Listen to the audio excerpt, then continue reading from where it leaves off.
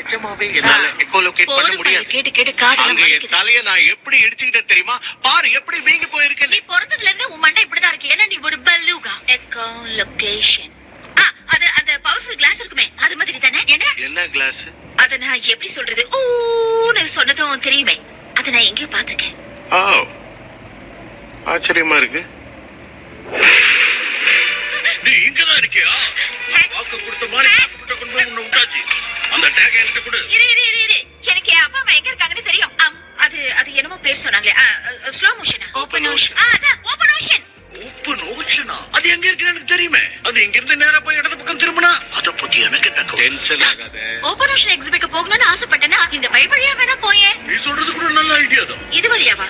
ஆமா, 2 லெஃப்ட் எடுத்து ஸ்ட்ரைட்டா போ வந்துரும். ஓ, இதுல இவ்வளவு விஷயம் இருக்கா? எப்படி வளைச்சு போயிடுறேன். இவ சொன்ன ரூட் உனக்கு புரிஞ்சுதா? புரிஞ்சுது. அப்ப சூப்பர், வா போலாம். நான் என்னத்துக்கு வரணும்? அது என் வேலை இல்ல. நீயே போய் தேடிக்க. இதுக்குள்ள நான் தனியா போய் ஆகணுமா? இத நான் ஏன் சொல்றேன்னா கொஞ்ச தூரம் போன உடனே எனக்கு ரூட் மறந்து போயிடுமே. சரி, எனக்கு புரியுது. அதுக்கு என்ன பண்ண முடியும்? உன் அப்பா அம்மா வேணும்னா இதுக்குள்ள நீ போய் தான் ஆகணும். அதுக்கு முன்னாடி டேக். என் பிரச்சனை உனக்கு புரிய மாட்டேங்குது. ஒருவேளை நான் ரூட் மாதிரி வேற எங்கேயாவது போயிட்டேனா? அது என் பிரச்சனை இல்ல. டேக். என்னால தனியா போக முடியாது. அதுக்கு என்ன பண்றது? இதுக்கு வேற வழியே இல்ல. இதுக்கு வேற வழியே இல்லையா? இது என்னால முடியல. பரவாயில்லடா செல்லம். வாழ்க்கையில எல்லா விஷயத்தையும் சரியா செய்ய முடியாது. என்ன கரெக்ட் தானே சார்லி? ஆமா, உங்க அம்மா சொல்றது சரிதான். சில விஷயங்கள் நமக்கு வரலன்னா அதை அப்படியே விட்டுற வேண்டியதுதான். சார்லி இல்ல சும்மா ஜாக்கிரதை. இப்ப இன்னொரு காமெடி வந்து இருக்கு. பாத்தியாடா செல்லம், எல்லாத்துக்கும் மாற்று வழின்னு ஒண்ணு இருக்கும். Thank you daddy. Thank you daddy. இல்ல, நிச்சயம் மாற்று வழி இருக்கும். எங்க அப்பா சொல்லிருக்காங்க. அதுக்கெல்லாம் வாய்ப்பே இல்ல. ஓபன் ஓஷன் அது எனக்கு தெரிஞ்சு அந்த ரவுண்டா இருக்குல்ல, அந்த பில்டிங் பக்கத்துல இருக்கும்னு நினைக்கிறேன். அத பார்த்தா பெய்லி மண்ட மாதிரி இல்ல? என்ன பண்ணீங்களா? அது गाइस, என் பின்னாடி வாங்க. இப்படியே போனா லூஸ் மோஷன் போயிடலாம். அது ஓபன் ஓஷன். அதான். गाइस, என்னால அங்க நீந்த முடியாதுன்னு உங்களுக்கு தெரியும்ல? நீங்க என்ன பண்றீங்கன்னு எனக்கு புரியல. நீங்க இந்த மாதிரி எல்லாம் கத்திக்கிட்டு இருந்தா நாங்க உள்ள போயிடுவோமா? கொஞ்சம் பொறுமையா இரு. நாங்க அதை கூப்பிட்டு இருக்கோம். யாரும் கூப்பிட்டு இருக்கீங்க? ஃப்ரெண்ட்ஸ், இதான் பெக்கி.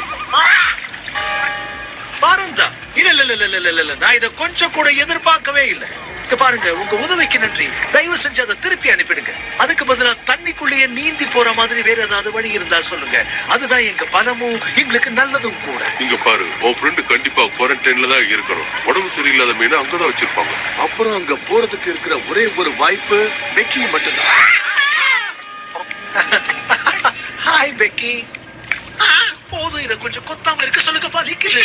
அதுக்கு உங்களுக்கு பிடிச்சிருக்குன்னு நினைக்கிறேன். பெக்கி செல்லம், இந்த 2 மீன்களுக்கும் குவாரண்டைனுக்கு போகணுமா? நீ இன்னைக்கு ஃப்ரீயான பெக்கி டார்லிங். அப்போ பெக்கி, நீங்க எதை சொன்னாலும் செய்யுமா? இதே நான் சொல்ற எதையும் கவனிக்க மாட்டேங்குது. அதுக்கு முன்னாடி அதோட கவனத்தை நீ கவரணும். கவனத்தை கவரணும். அதோட கண்ணை பார்த்து நீ புர்ரு அப்படின்னு காத்துனா அது உனக்கு கட்டுப்படும். இப்ப அதோட கண்ணை பாரு. ஆமா. நீமோ, நம்ம வேற திட்டம் போறது நல்லதுன்னு நினைக்கிறேன். நம்ம தண்ணிக்குள்ள இருக்கிற வரைக்கும் எந்த பிரச்சனையும் கிடையாது. இந்த பறவை இருக்க, இது பறவையே கிடையாது. அதெல்லாம் சரிதான்ப்பா. ஆனா அதுக்குள்ள டோரி நம்மள மறந்துட்டா? அதுவும் நீங்க அப்ப சொன்னீங்களே அந்த மாதிரி. சரி, ஓகே, நான் அது கண்ணை பாக்குறேன்.